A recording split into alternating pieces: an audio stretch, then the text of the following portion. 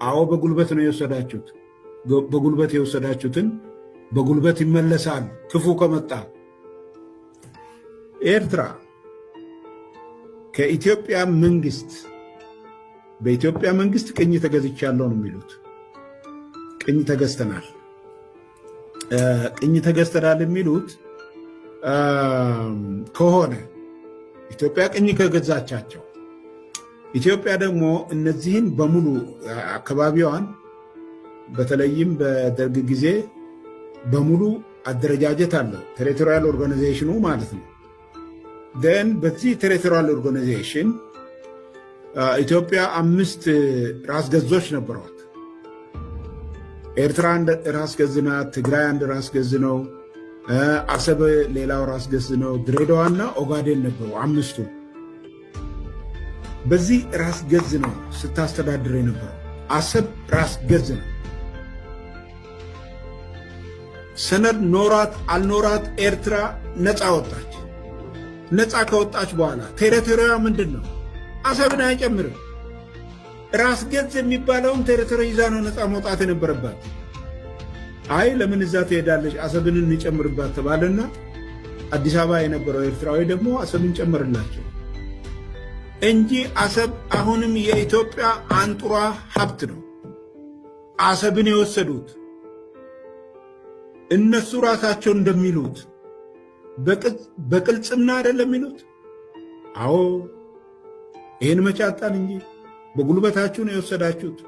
አዲስ አበባም ጉልበት ፈጥራችሁ፣ አስመራም ጉልበት ፈጥራችሁ፣ ሁለቱም ቦታ ማንም እንዳይናገር አንገት አስርቅ አስቀብራችሁ የሽግግር መንግስት ሆናችሁ እያለ በኢትዮጵያ ዳር ድንበር ላይ መወሰን እንደማትችሉ በራሳችሁ የሽግግር መንግስት ቻርተር ተቀምጦ እያለ ሶሪ ይሄ ሁሉ ተቀምጦ እያለ በጉልበታችሁ በቅልጽማችሁ በሱሪያችሁ ነው አሰብን የወሰዳችሁ የምንለው ነገር ይሄ ነው። ማነው ጠንካራ ወደር የሌለው ጠንካራ ተብሎ ቢጠየቅ ወቅቱ የደገፈው አይዲያ ነው የሚባለው።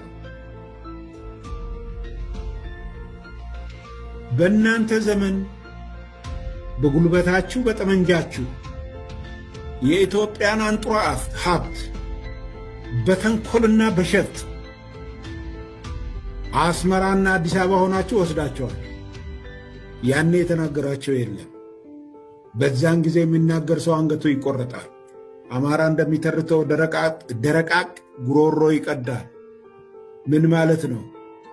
መቼ ለማን የት ልናገር የሚል ነገር ነበር ጄኔሬሽኑ የሚጠብቀው።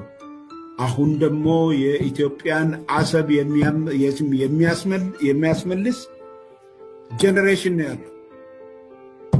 ስልጣን ላይ ያለው መንግስት የዚህ ጄኔሬሽን ነው። በጠቅላላ የኢትዮጵያ ሕዝብ በዚህ ተግባብተዋል። አሰብን እንዴት ነው የምንመልሰው? አሰብ የኛ ነው አይደለም። አሁን ጥያቄው እንዴት ነው የምንመልሰው ነው። ስለዚህ አዎ በጉልበት ነው የወሰዳችሁት። በጉልበት የወሰዳችሁትን በጉልበት ይመለሳል ክፉ ከመጣ